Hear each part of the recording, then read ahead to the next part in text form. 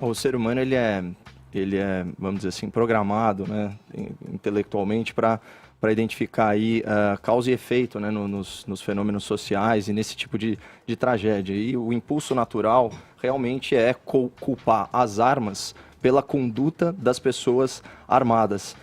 Eu estava vendo a repercussão internacional e americana e assistindo alguns vídeos da Prager University, que eu recomendo aqui ao ouvinte da PAN, e o Dennis Prager, em um dos seus vídeos, ele traz um argumento muito interessante, que é o seguinte: ele pega o número de mass shootings, né, então desses massacres aí em que morrem mais de 4 pessoas, ou simultaneamente, ou num intervalo reduzido de tempo, ao longo das décadas. E olha só, em 1950, nos Estados Unidos, houve um.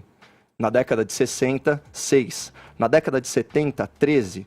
Na de 80, 32. E na década de 90, esse número já começa a saltar para 42 e esse número só cresce. Agora, percebam o seguinte: a variabilidade, no caso americano, não pode ser o acesso a armas, porque ele sempre existiu. Isso sempre foi fácil adquirir armas nos Estados Unidos. Então, o que muda na cultura de um país a partir da segunda metade do século XX para agora, para que esse fenômeno esteja acontecendo? Não é a quantidade de armas per capita e não é a facilidade ou a dificuldade de se acessar armas. Aí a gente vai discutir uma relação de causa e efeito muito mais complexa, multifatorial, que vai falar de questões culturais, vai falar de pós-modernismo, decadência da família, o esgarçamento do tecido social, como foi sugerido pelo presidente Donald Trump. Mas o ponto é, a gente tem que se frear um pouquinho em fazer uma relação de causa e efeito, sendo que essa variável de acessibilidade à arma nunca mudou. E é óbvio que num universo em que ninguém está armado, né, a gente não teria casos como esse. Só que, havendo um grupo de pessoas armadas, você já tem necessariamente todo o resto da população em situação de vulnerabilidade. Então, o Estado que não protege, que não consegue garantir a proteção dessas pessoas, não pode impedir, não pode restringir o direito de legítima defesa a essas mesmas pessoas, legítima defesa da sua propriedade, legítima defesa da sua vida. Então, assim, eu particularmente, eu sou a favor, sim, de um controle rígido ao acesso de armas de grande letalidade. Agora, é muito importante pontuar, a gente não pode também olhar para as coisas com tanto preconceito. As armas matam, mas elas também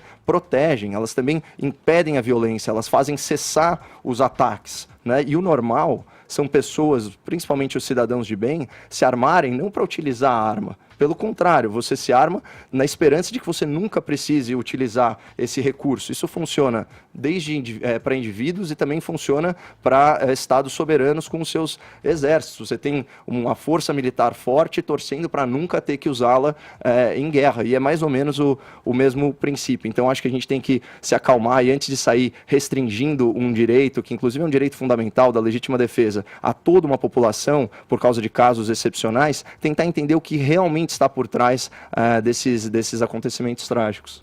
Bom, eu sou desarmamentista desde sempre, né? Antes do Bolsonaro existir para mim como político.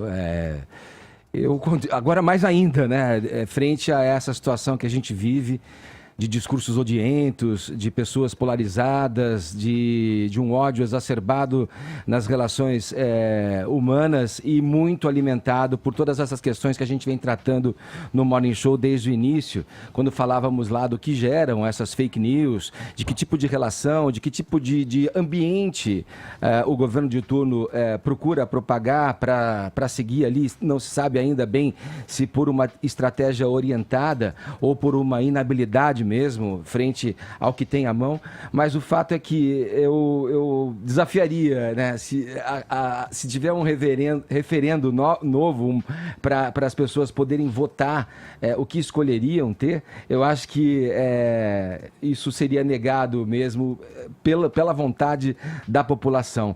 Agora, com relação aos crimes que acontecem a partir de armas que estão disponíveis já na mão de bandidos, armas muitas vezes roubadas de particulares e usadas com numeração raspada para cometerem crimes. Esses números, segundo vários institutos, para citar só o Sou da Paz, esses números são alarmantes. E quem em sã consciência pode pensar que a situação de relações nesse Brasil que a gente está vivendo vai ser apaziguada, vai ser acalmada, vai ser atenuada? Diria que não. Então, continuo cada vez mais crente que o resultado para isso é uma polícia bem treinada, uma polícia com equipamento, a ação de inteligência e cada vez mais que e aí a questão dos presídios também de suma importância para que quem entre lá não faça daquilo um escritório. Quer dizer, é um problema muito complexo para ser resolvido e discutido dessa forma. Então, eu, diante da circunstância que a gente vive, eu sou cada vez mais desarmamentista.